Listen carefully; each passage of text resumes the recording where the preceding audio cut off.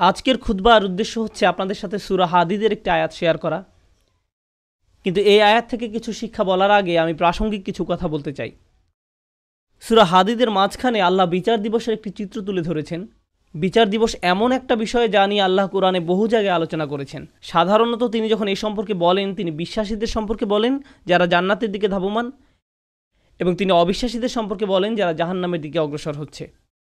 কিন্তু আলোচ্য অংশে একটি ব্যতিক্রমী চিত্র তুলে ধরা হয়েছে। এখানে আল্লাহ বিশ্বাসী এবং অবিশ্বাসীদের তুলনা করার পরিবর্তে তিনি বিশ্বাসী এবং মুনাফিকদের তুলনা করেছেন। আল্লাহ যেন আমাদেরকে তাদের অন্তর্ভুক্ত না করেন।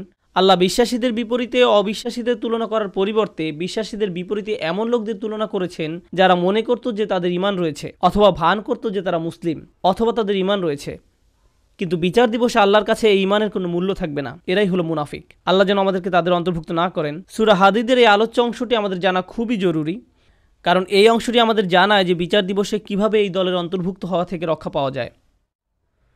সংক্ষেপে বলতে গেলে কিয়ামতের দিন বিশ্বাসীরা যখন দাঁড়াবে, রাসূল সাল্লাল্লাহু আলাইহি সাল্লাম তাদের দেখতে পাবেন। ইয়াউমা তারা, তিনি দেখতে পাবেন মানে রাসূল সাল্লাল্লাহু আলাইহি সাল্লাম দেখতে পাবেন আল মুমিনিনা ওয়াল মুমিনাত, বিশ্বাসী নারী এবং পুরুষদেরকে। ইয়াসআ নূরুহুম বাইনা আইদিহিম ওয়া বিআইমানিহিম, তাদের সম্মুখ ভাগে এবং ডান পাশে তাদের নূর ছোটাছুটি করবে। এর মানে হলো ঈমানদার পুরুষ এবং ঈমানদার নারীদের হৃদয় থেকে এবং ডান হাত থেকে জ্যোতি বিচ্ছুরিত হবে। এই আলোটি কেন জরুরি?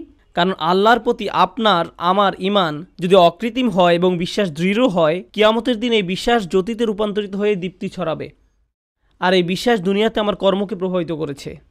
আমার হাতের সেই কাজগুলোই কিয়ামতের দিন আলোতে রূপান্তরিত হবে।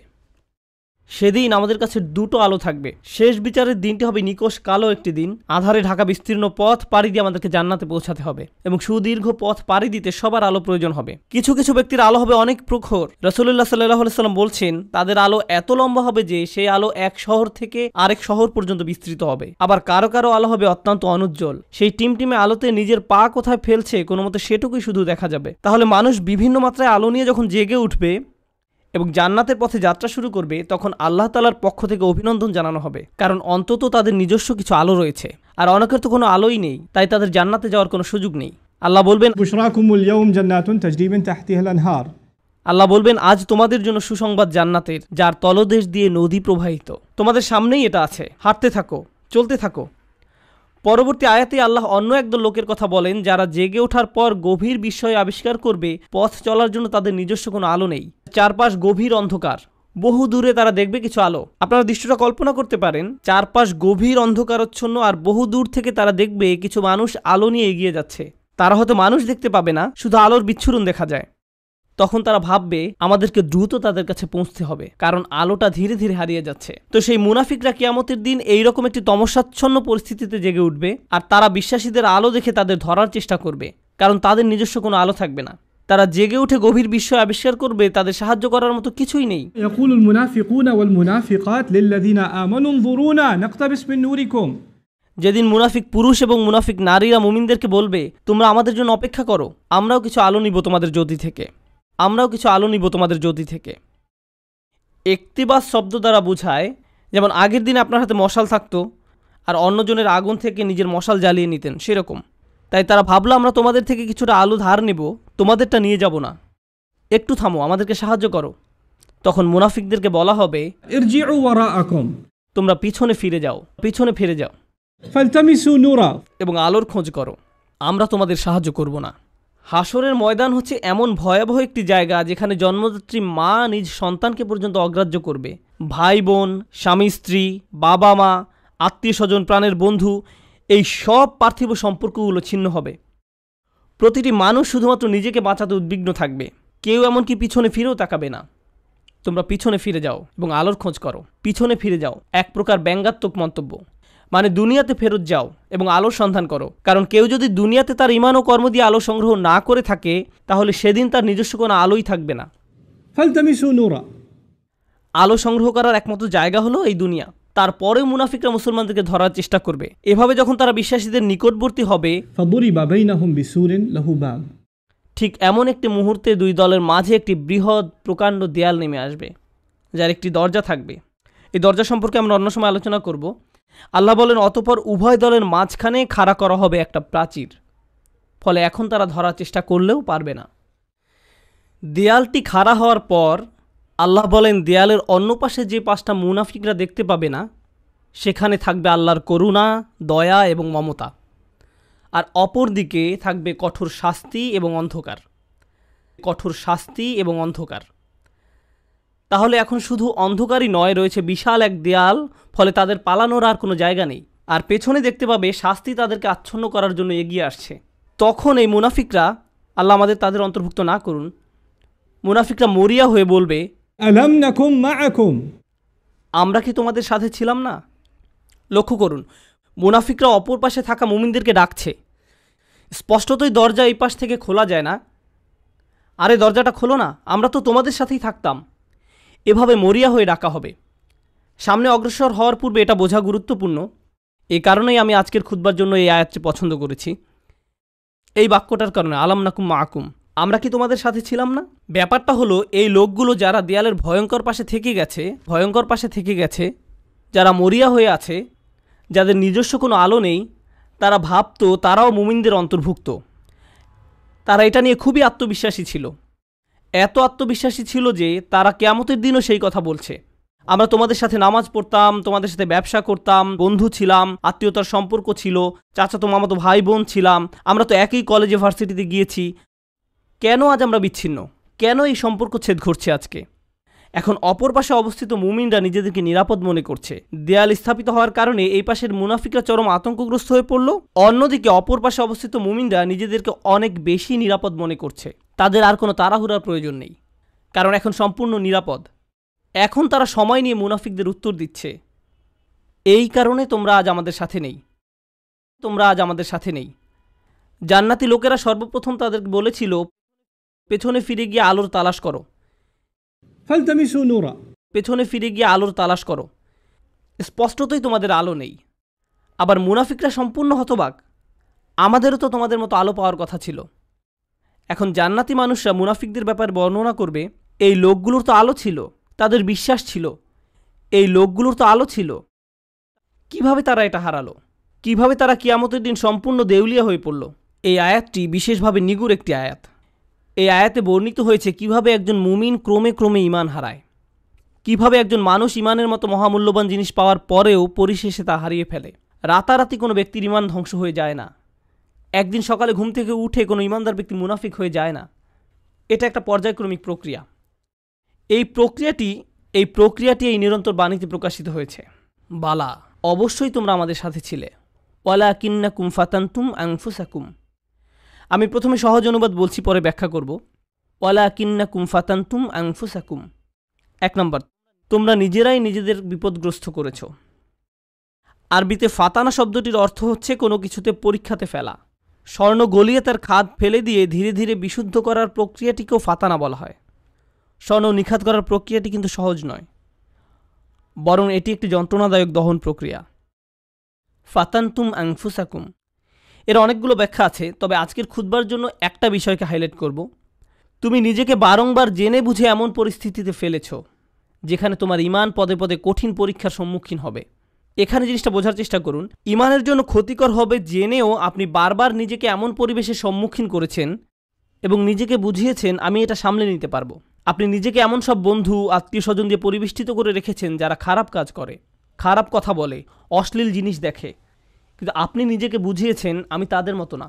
আপনি বারবার ওই সব পরিবেশে যেতেন, আপনি এমন সব আড্ডায়, জায়গায়, পরিস্থিতিতে দিনের পর দিন, মাসের পর মাস, বছরের পর বছর মিশেছেন। আপনি নিজেকে প্রবোধ দিয়েছেন এইসব আমার উপরে কোনো প্রভাব ফেলবে না, সবাইকে প্রভাবিত করলেও আমাকে করবে না। এমনিতেই তারা ঈমান হারা হয়ে যায়নি। ঈমান ধ্বংসের প্রথম ধাপটি হচ্ছে অসৎসঙ্গ। তারা নিজেদেরকে সন্দেহজনক পরিস্থিতিতে ফেলে রাখত, আর তারা ভাবতো এতে তাদের উপর কোনো প্রভাবই ফেলবে না। আমি একটি হালকা উদাহরণ দিব, আশা করি পয়েন্টটা আপনারা বুঝতে পারবেন। বাসায় যখন অনেক তেল মশলা দিয়ে রান্না করেন, তখন সারা বাড়িতে সেই গন্ধে ভরে যায়। আপনি বাসার ভেতর থেকে সেই গন্ধ বুঝতে পারবেন না, কিন্তু যখন বাইরে থেকে একজন বাসায় প্রবেশ করে, বিশেষত কোনো আরব যদি আসে, সে ভাবে যে কোনো দূষিত পরিবেশে এসে পড়েছে। কয়েক ঘন্টা পার হওয়ার পর সে অভ্যস্ত হয়ে যায়, শুধু অক্সিজেন মনে হয়। ঠিক একইভাবে আপনি প্রথমে খারাপ কোনো পরিবেশে গমন করলে সাথে সাথে বুঝতে পারেন এটা ঠিক নয়, আমি খারাপ হয়ে যাব, আমার এখানে থাকা উচিত নয়। আপনার অন্তর অস্বস্তি অনুভব করে, কিন্তু আপনি যদি বারবার বারবার বারবার এই পরিবেশে যেতে থাকেন, তখন কি হবে? আপনি আর খারাপ বোধ করবেন না। কেউ যদি জীবনে প্রথমবার কোনো ধূমপায়ীর পাশে বসে, তখন সিগারেটের গন্ধে সে কাশতে থাকবে, চোখ দিয়ে পানি আসবে, ফ্রেশ বাতাসের জন্য ছটফট করবে এবং সে দ্রুত সেই জায়গা ছেড়ে চলে যেতে চাইবে। বছরখানেক পর এটাই তাদের অক্সিজেনে পরিণত হয়। সিগারেট ছাড়া তারা নিঃশ্বাসও নিতে পারে না। তাহলে প্রথম সমস্যা হলো আপনি নিজেকে অসৎ পরিবেশে ফেলে রাখেন। ফাতানতুম আনফুসাকুম। দ্বিতীয় সমস্যাটি কী ছিল? দ্বিতীয় সমস্যাটি ছিল ওয়াতারাব্বাস্তুম। তোমরা প্রতীক্ষা করেছ, দীর্ঘসূত্রিতা করেছ। এখানে দীর্ঘসূত্রিতা বলতে কি বোঝানো হচ্ছে? আপনি বুঝতে পেরেছিলেন যে এটা খারাপ, আপনার নিজের বিবেকের মাধ্যমে আপনি বুঝতে পেরেছিলেন যে আমার নিজেকে পরিবর্তন করা উচিত, কিন্তু নিজেকে বুঝিয়েছেন ইনশাআল্লাহ আমি খুব দ্রুত নিজেকে পরিবর্তন করব। আমি জানি নিজেকে পাল্টাতে হবে, আমি জানি এটা খারাপ, শুধু এই সপ্তাহ পরেই আমি সম্পূর্ণ ভিন্ন মানুষে পরিণত হব। বেশি না, আর একটা সেমিস্টার 2 মাস ওই বকে যাওয়া বন্ধুদের সাথে থাকবো, তারপর আমি অন্য কোর্স নিব। এখন ওদেরকে রাগানো ঠিক হবে না। আমি জানি এটা খারাপ, শুধু এই 1 মাস আমি এসব করব। আর এই 1 সপ্তাহ, এই আর 1টা বা 2টা পার্টি, 1টা 2টা ড্রিঙ্কস, এভাবে আপনি নিজেকে বলতে থাকেন। আর সামান্য একটু এই 9-10 মাস পরেই তো রমজানে সব ছেড়ে দিব, পুরাই চেঞ্জ হয়ে যাব। আমার প্ল্যান আছে হজে যাওয়ার। হজ থেকে আসার পর দেখবেন আমি কেমন ভালো মানুষে পরিণত হই। এভাবে আপনি নিজেকে বলতে থাকেন আর সামান্য একটু, কিন্তু সে পর্যন্ত আমার জন্য দোয়া করতে থাকুন। ওয়াতারাব্বাস্তুম। এই মুহূর্ত থেকে নিজেকে পরিবর্তন করতে চান না, আপনি নিজেকে শুধু খারাপ পরিবেশে ফেলেই রাখছেন না, এখনও নিজেকে পরিবর্তনের জন্য কোনো পদক্ষেপ নিতেও প্রস্তুত নন। মনে হচ্ছে আপনার কাছ থেকে অনেক বেশি কিছু চাওয়া হচ্ছে। যেভাবে আছেন সেভাবেই থাকতে চান, আরও কিছু খারাপ উপভোগ করতে চান। এটাই ওয়াতারাব্বাস্তুম। আপনি ধারণা করে আছেন, আপনার প্রথম ধারণা ছিল আমি খারাপ পরিবেশে থাকলেও এটা আমার উপর কোনো প্রভাব ফেলতে পারবে না। সময়ের সাথে সাথে ভয়ঙ্কর খারাপ কিছু আপনার কাছে স্বাভাবিক হয়ে যায়। এখন অতারাব্বাস্তুম বা অপেক্ষা করতে থাকা, দীর্ঘসূত্রিতা করার প্রভাব কি? আপনি ভাবছিলেন আপনি যে কোনো সময় এই খারাপ কর্ম পরিত্যাগ করতে পারবেন, সব খারাপ সঙ্গ থেকে যে কোনো সময় সরে আসতে পারবেন। আরে আমি তো আর আসক্ত না, আমার তো আর এটার দরকার নেই, আমি তো আর এর সাথে আটকে যাইনি, যখন তখন বেরিয়ে যেতে পারবো। কিন্তু বাস্তবতা এটা নয়। যত বেশি সময় আপনি এর সাথে জড়িয়ে থাকবেন, আপনি তত বেশি এতে আসক্ত হবেন। তারপর এর থেকে বেরিয়ে যাওয়া অসম্ভব হয়ে পড়ে। আপনি আষ্টেপৃষ্ঠে মাথা পড়েন, সম্পূর্ণ ডুবন্ত অবস্থায় নিজেকে আবিষ্কার করেন। আপনি এখন জানেনও না এই পরিবেশের বাইরে সুস্থ জীবনের মানে কি। এরপর আপনি নিজেকে বলতে শুরু করেন, অনেক দেরি হয়ে গেছে, আর সম্ভব না। এরকম ঘটার পর এক অপরাধ বোধের জন্ম নিবে। আমি বহুদিন ধরে এত পাপ কাজ করে আসছি, আমার আরও অনেক আগেই তওবা করা উচিত ছিল, এখন অনেক দেরি হয়ে গেছে। নিজেকে খারাপ ভাবতে অথবা মনের ভেতরে অনুশোচনা নিয়ে বেশি দিন কাটাতে কেউই পছন্দ করে না। তখন শয়তান এসে বলবে, তুমি এত অপরাধ বোধে ভুগছো কেন? তোমার তো কোনো দোষ নেই। এই ইসলাম নামের জিনিসটাই তোমার মনের ভেতর যত অপরাধ বোধের জন্ম দিয়েছে। এই ইসলাম বলছে এটা হারাম, ওটা গুনাহ, এভাবে কথা বলবে না, ওটা খেও না, অমুকটা দেখো না, ওখানে যেও না। এই ইসলাম তোমাকে নিজের সম্পর্কে খারাপ ধারণা দিচ্ছে। আচ্ছা, এই ইসলাম যে এত কঠিন সব নিয়মকানুন মেনে চলতে বলছে, এটা সত্য কিনা তুমি কি নিশ্চিত? শয়তানের ওয়াসওয়াসা শুনে বিভ্রান্ত ব্যক্তি ভাবতে থাকে, আমি আসলে কেন ইসলামে বিশ্বাস করি? মনে হয় যেন ইসলাম চায় না আমি আনন্দে থাকি। আমি শুধু আমার জীবন উপভোগ করতে চাই, আমি সুখী হতে চাই, আমি স্বাধীনভাবে বন্ধুবান্ধবের সাথে মৌজ মাস্তি করতে চাই, জীবনকে সর্বোচ্চ উপভোগ করতে চাই। আমি তো এমনিতেই কোরআনের সত্যতা সম্পর্কে নিশ্চিত নই। আল্লাহ বলে কেউ আছে কিনা এই ব্যাপারে আমার সন্দেহ আছে। এই কোরআন হাদিস কতটা নির্ভরযোগ্য? আমাদের আশেপাশে এরকম বিভ্রান্ত অবস্থায় অনেক আব্দুল্লাহ, জয়নব, আলী, ফাতিমা, আব্দুল করিম, আহমেদ, রুকাইয়া তরুণ তরুণীর আমরা দেখতে পাই। তারা খুব নির্ভীকভাবে বলে, ইসলাম নিয়ে আমার মনে অনেক সন্দেহ আছে। আর এই মানুষগুলো এমন নয় যে তাদের দর্শনশাস্ত্রে পিএইচডি রয়েছে বা ইসলামের ইতিহাসে ব্যাপক জ্ঞান রয়েছে, কিংবা এসব বিষয়ে বহুদিনের অধ্যয়নের ফলে তাদের মনে ধীরে ধীরে সংশয়ের জন্ম নিয়েছে। আসল ব্যাপার তা নয়। এরা নিজেদের জন্য জেনে বুঝে খারাপ সঙ্গ এবং অসৎ পরিবেশ বেছে নিয়েছিল। আমি এমন শত শত মানুষের সাথে কথা বলেছি, তারা আক্ষরিক অর্থে এই আয়াতের ভিতরে জীবনযাপন করছে। তোমরা নিজেরাই নিজেদেরকে বিপদগ্রস্ত করেছ, প্রতীক্ষা করেছ, সন্দেহ পোষণ করেছ এবং অলিক আশার পেছনে বিভ্রান্ত হয়েছ। অবশেষে আল্লাহর আদেশ এসে পৌঁছেছে। তারপর এক সময় তারা ধর্ম নিয়ে সন্দেহ পোষণ করতে থাকে, কিন্তু তাদের এই সন্দেহের সাথে যুক্তি বা বুদ্ধির কোনো সম্পর্ক নেই। ওয়ারতাবতুম, সন্দেহ পোষণ করেছে। জানেন সন্দেহ কি করে? সন্দেহ প্রথমে তাদের ইসলামের গণ্ডি থেকে বের করে দিবে। তারা এভাবে নিজেকে সান্ত্বনা দিবে, এটা তো আসলে পুরোপুরি সত্য না, সুতরাং এটা না মানার কারণে আমার খারাপ অনুভব করার দরকার নেই। যখন তাদের মনে সন্দেহ দানা বাঁধতে থাকে এবং সময়ের সাথে সাথে সেই দানা দেয়ালে পরিণত হয়, তখন তারা এই দেয়ালের আড়ালে নিজেকে লুকাবে এবং নানা প্রকারের অনৈতিক কাজের বৈধতা দেবে। একবার যখন তারা এই পর্যায়ে এসে উপনীত হবে, তখন দুটো জিনিস তাদের কাছ থেকে তুলে নেওয়া হবে। জান্নাতের আকাঙ্ক্ষা কেড়ে নেওয়া হবে, আল্লাহর সন্তুষ্টি লাভের আকাঙ্ক্ষা কেড়ে নেওয়া হবে, অন্তরে সেই বিশেষ নূর ধারণ, স্পৃহা, এইসব কিছু চাওয়ার বাসনা হারাবে। তাদের এই দুনিয়াতেই সেটা নেই। যে লোক আল্লাহর নিকট থেকে সেই সফলতা পেতে চায়, আল্লাহ তাদেরকে এই দুনিয়াতেই তা দিবেন, কিন্তু সেই আকাঙ্ক্ষা তো এখন আর অবশিষ্ট নেই। তাদের এই সম্পর্কে সন্দেহ রয়েছে। 2 নাম্বার, জাহান্নামের ভয় হারাবে। এই দুইটা জিনিস তারা হারাবে, আল্লাহর সন্তুষ্টি লাভের প্রত্যাশা এবং জাহান্নামের আতঙ্ক। এই ব্যক্তির কাছে এখন কিয়ামত বা বিচার দিবসের কোনো মূল্য নেই। কেউ তার সামনে জান্নাত, জাহান্নাম, শেষ বিচারের কথা বললে এটা তার কাছে তামাশা মনে হয় এবং এমনকি এইসব নিয়ে হাসি ঠাট্টা করবে। যখন কারো অন্তর থেকে আখিরাতের প্রাপ্তির আশা হারিয়ে যায় এবং জাহান্নামের শাস্তির ভয় মন থেকে দূর হয়ে যায়, তখন কি হয় জানেন? তখন তার কাছে শুধু একটা জিনিসই গুরুত্ব পায়, দুনিয়া। মনে প্রাণে পুরোপুরি দুনিয়ামুখী হয়ে যায়। যেহেতু পরকাল বলে কিছু নেই, তাই এই দুনিয়াতেই যা কিছু করার পাবার জন্য মরিয়া হয়ে যেতে হবে। অর্থ, বিত্ত, সাফল্য, সম্পদ, জনপ্রিয়তা, বিনোদন, মৌজ মাস্তি, সব ধরনের ম্যাটেরিয়াল থিং যে কোনোভাবে যে কোনো পথে অর্জন করাটাই মুখ্য ব্যাপার হয়ে দাঁড়াবে। সে ভাববে দুনিয়া দিয়ে এইসব প্রাপ্তির ভিতরে রয়েছে সব আনন্দ এবং চূড়ান্ত মানসিক তৃপ্তি, মৌজ মাস্তি, সব ধরনের ম্যাটেরিয়াল থিং। তাই পরবর্তী ধাপটা হচ্ছে অগর্রাতকুমুল আমানিয়্যু, অলিক আশার পেছনে বিভ্রান্ত হয়েছে। সে মিথ্যা আশার পেছনে ছুটেছে এবং মনে করেছে পার্থিব অর্জন তাকে সুখী করবে। সে তার সম্পূর্ণ জীবন শুধু এই লক্ষ্যেই ব্যয় করেছে। সে মনে করেছিল এই সব কিছু তাকে তার লক্ষ্যে পৌঁছে দেবে। কারোর জন্য সেটা হয় পরবর্তী কোনো মুভি, কারোর জন্য কোনো খেলনা, কারোর জন্য নেক্সট স্মার্টফোন। যেমন কোনো স্টার ওয়ার মুভি বের হলে টিকিটের লাইনে হজের ভিসার লাইনের চেয়েও লম্বা লাইন হয়, কারণ তাকে এখনই এটা দেখতে হবে, এখনই এটা দেখতে হবে। যদি এখন না দেখা হয়, জীবন তো তাহলে পুরাই ব্যর্থ। এখনই এটা দেখতে হবে। যদি মুক্তি পাওয়ার রাতে না দেখা হয়, জীবনের তো তাহলে কোনো মূল্যই থাকে না।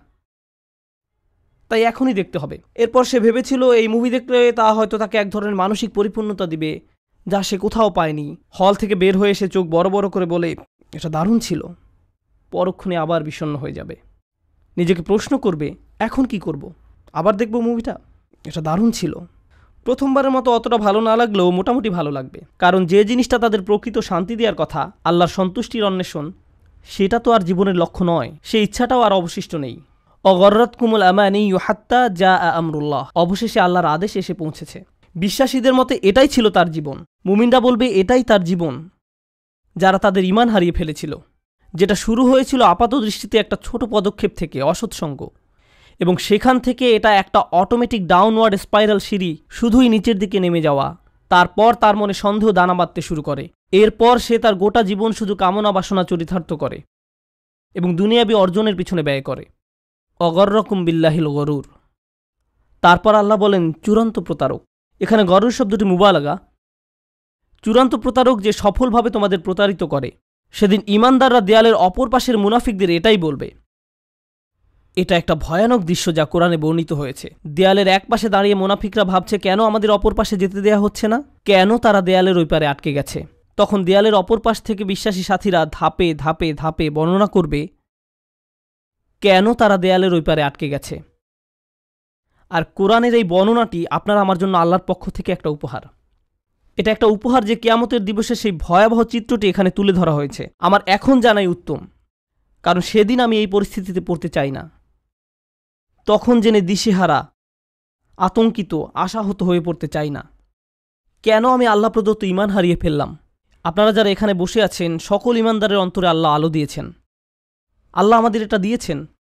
এখন প্রশ্ন হচ্ছে আমরা এই নূরকে অন্তরে ধারণ করতে পারছি কিনা।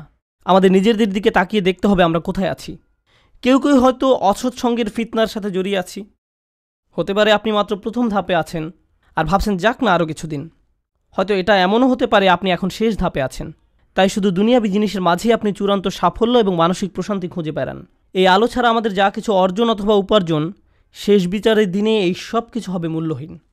শেষ বিচারের দিনে এই সব কিছু হবে মূল্যহীন। তাই এই অনুচ্ছেদে আল্লাহ তাআলা এটাকে প্রথমে আলো হিসাবে বর্ণনা করেছেন। বিচার দিবসে এই আলোরই একমাত্র মূল্য থাকবে। তাই এই অনুচ্ছেদের প্রথমে আল্লাহ তাআলা এটাকে আলো হিসাবে বর্ণনা করেছেন। বিচার দিবসে এই আলোরই একমাত্র মূল্য থাকবে। কুরআনের আরেকটি সূরায় যেমন বলা হয়েছে ইল্লামান আতাল্লাহা বিকলবিন সালিম, যে সুস্থ অন্তর নিয়ে তার রবের কাছে আসবে, যে অন্তর তাদের সম্মুখে আলোর দ্যুতি ছড়াবে। এই দুনিয়াতে আপনার আমার আর বাকি যা কিছু আছে সবই অর্থহীন। শেষ বিচারের দিনে আল্লাহর সামনে এর সবই গুরুত্বহীন। কিছুদিনের জন্য আমরা এইসব উপভোগ করতে পারি, কিন্তু যদি এর ফাঁদে আটকে যাই এবং আমাদের অন্তরের সব জায়গা দখল করে নেয়, অন্তরে আর কোনো জায়গা বাকি থাকবে না। আর তাই এর পরের আয়াতে আল্লাহ তাআলা বলছেন ফালিয়াউমা লা ইউখাযু মিনকুম ফিদিয়াতুন ওয়ালা মিনাল্লাযীনা কাফারু মাওয়াকুমুন নার হিয়া মাওলাকুম ওয়া বিইসাল মাসির। আজকে তোমাদের কাছ থেকে কোনো মুক্তিপণ, কোনো ক্ষতিপূরণ গ্রহণ করা হবে না। কোনো কিছু বন্ধক দেওয়ার চেষ্টা করো না। আজকে ওই দরজাগুলোতে তোমাদের প্রবেশাধিকার নিষিদ্ধ। কোনো ধরনের জরিমানা বা মুক্তিপণ দিয়ে দরজাগুলোর ওই পাশে যাওয়ার কোনো সুযোগ নেই। তোমাদের থেকে নয়, কাফেরদের থেকেও নয়।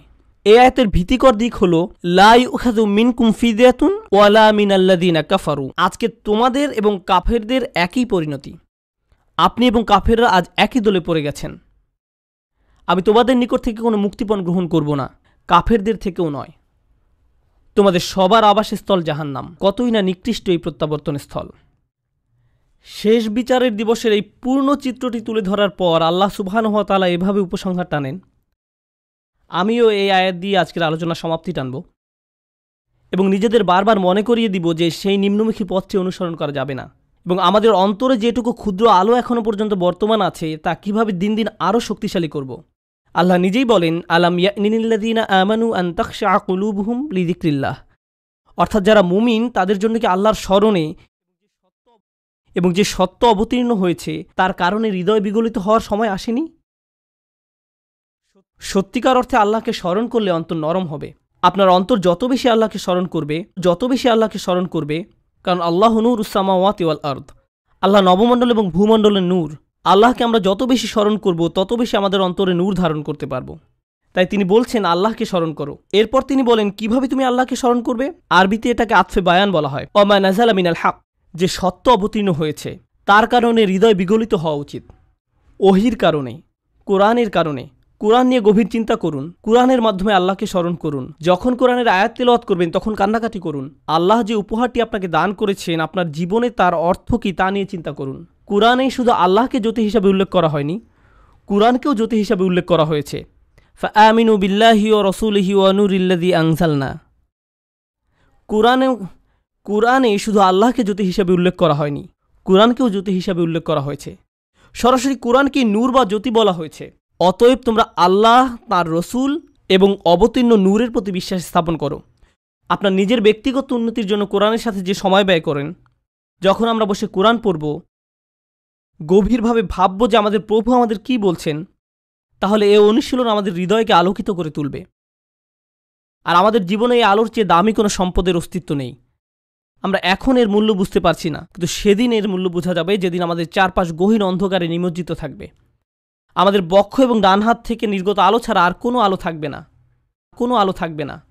ولا يكونوا كالذين أوتوا الكتاب من قبل فطال عليهم الأمد فقست قلوبهم وكثير منهم فاسقون।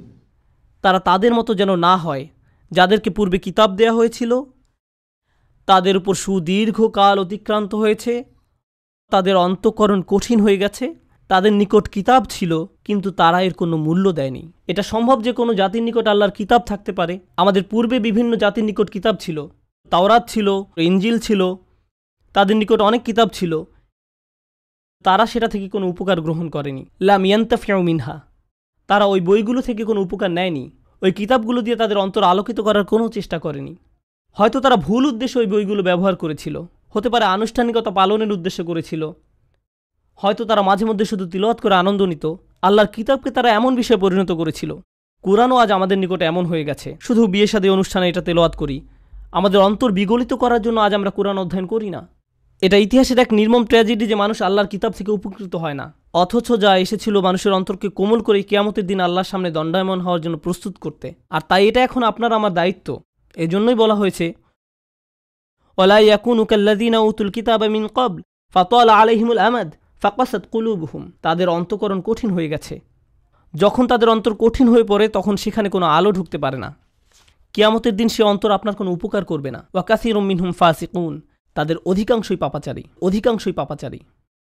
আল্লাহ আজ্জা ওয়া জাল্লা এই কয়েকটি আয়াতে একজন বিশ্বাসীর জীবনের অন্যতম গুরুত্বপূর্ণ একটি চিত্র তুলে ধরেছেন। আজকে আমি আপনি যে ঈমান ধারণ করি সেটা ধ্রুব নয়। আমাদের অন্তরে যে ঈমানের জ্যোতি দেওয়া হয়েছে সেটা আজীবন থাকবে এমন কোনো গ্যারান্টি নেই। আজকে আমার ঈমান আছে বলেই আমি নিরাপদ, সেটা ভাবার কোনো অবকাশ নেই।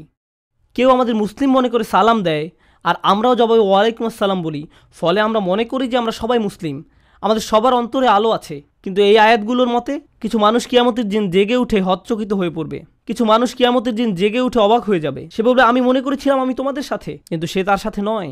তাই ভালো হয় আমরা যদি এখনই বুঝতে পারি এটা স্বয়ংক্রিয় নয়, এটার গ্যারান্টি নেই। আপনাকে ব্যক্তিগতভাবে এর জন্য প্রচেষ্টা চালাতে হবে, আমাকে ব্যক্তিগতভাবে এর জন্য প্রচেষ্টা চালাতে হবে। বিচার দিবসে আপনার ঈমান যেমন আপনাকে সাহায্য করবে না, তেমনি আমার ঈমানও আপনাকে সাহায্য করবে না। আমরা সবাই নিজ নিজ চিন্তায় অস্থির থাকব, নিজেদের আলোর জন্য চিন্তা করব। ইরজিউ ওয়ারাআকুম ফালতামিসু নূরা, তোমরা পিছনে ফিরে যাও এবং আলোর খোঁজ করো। এখন আমরা একে অন্যের সাহায্য করতে পারি, এখন আমরা একে অন্যের ঈমান শক্তিশালী করার ক্ষেত্রে ভূমিকা রাখতে পারি, কিন্তু সেদিন আল্লাহর সাহায্য ছাড়া আর কোনো সাহায্য থাকবে না। আল্লাহ আজ্জা ওয়া জাল্লা আমাদেরকে তাদের অন্তর্ভুক্ত করুন যারা তাদের আলো সংরক্ষণ করবে।